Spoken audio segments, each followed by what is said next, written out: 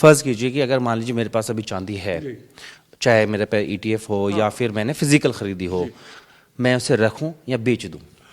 देखिए, अभी तक अगर आपने बुक नहीं किया है, हमेशा मैं एक ही चीज़ पूछता हूं, जब आपने खरीदा था तो आपने सोचा क्या था? ट्रेडिंग के लिहाज से सोचा था या लंबी अवधि के निवेश के हिसाब से सोचा था?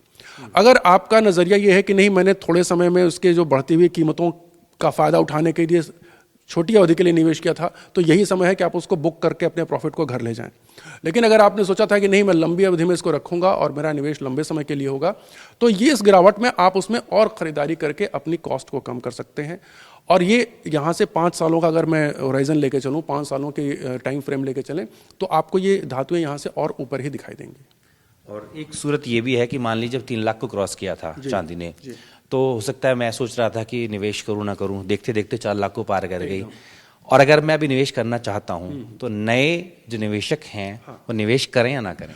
देखिए, चांदी में निवेश गिरावट में, जैसे ऐसा नहीं कि पहले ही गिरावट में आप वेट करें, तो तुरंत निवेश कर लें। थोड़ा सा रुक जाएं, देखें। हमारे यहाँ निवेश में कहावत कही जाती है बाजार में कि never try to catch the falling knife. तो जब गिरावट हो रही है ना, उस समय ना करें, एक बार देख लें, ये गिरावट थोड़ी थम जाए, थम करके फिर जब ऊपर जाने के संकेत दे, उस समय थोड़ी थोड़ी मात्रा में निवेश बढ़ाएं। ऐसा नहीं कि उसमें बड़ा निवेश एक साथ कर लें। तो निवेश जो है कभी भी अपनी पूंजी का बड़ा अमाउंट नहीं करना चाहिए। और वैसे भी आपके टोटल पोर्टफोलियो का जो होता है ना, चांदी में हमेशा कहता हूं उसका 5% ही चांदी में करें, 15% सोने में करें, बाकी जो है और जगहों पे स्प्रेड करें, लेकिन 20% से ज़्यादा इसमें ना करें। ये नहीं कि जोश में आकर के आप अपने शेयर्स बेच करके या FD निकाल करके सोने चांदी में लगा दें, ऐसी गलती ना करें। और करेक्शन की संभावना है?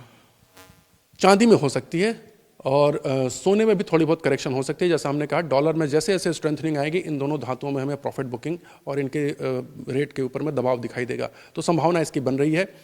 जियो पॉलिटिकल सिनेरियो जैसे जैसे शांत होते जाएंगे, हालांकि उसकी संभावना कम है, लेकिन जरूर एक इवेंट है कि जेरोम पावेल की जगह कोई दूसरा जो व्यक्ति आएगा, अगर वो हॉकिश स्टैंस लेकर के आएगा, यानी कि वो ऐसी नीतियां लेके आए जिससे डॉलर मजबूत हो, तो सोने और चांदी दोनों की कीमतें में आपको अंतर्राष्ट्रीय स्तर पर दबाव दिखाई देगा।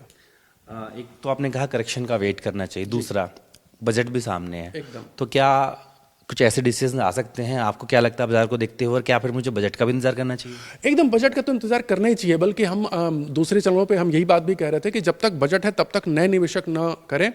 बल्कि हम ये बताएं कि 1-2 दिन के पहले ही, कल की गिरावट से पहले ही, हमने अपने कई क्लाइंट्स का प्रॉफिट बुकिंग करवा भी दिया था कि आप लोग निकल जाओ, क्योंकि बजट अब आ रहा, बजट के आसपास बहुत ज़्यादा वॉलेटिलिटी रहती है। कारण यही होता है कि देखिए, बजट में हर पॉलिसी ना एक माना जाता है एक रिस्क फैक्टर, जिसको हम विक्स बोलते हैं।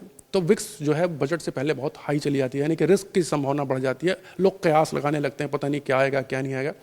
ऐसी स्थिति में अपने ट्रेडिंग, जो लोग ट्रेडिंग करते हैं उनके लिए कह रहा हूं मैं, जो लोग ट्रेडिंग करते हैं वो अपना पैसा मार्केट से एक बार के लिए निकाल लेते हैं, क्योंकि अनसर्टेनिटी के दौर में ऊपर से वीकेंड है और बजट भी आ रहा है संडे के दिन।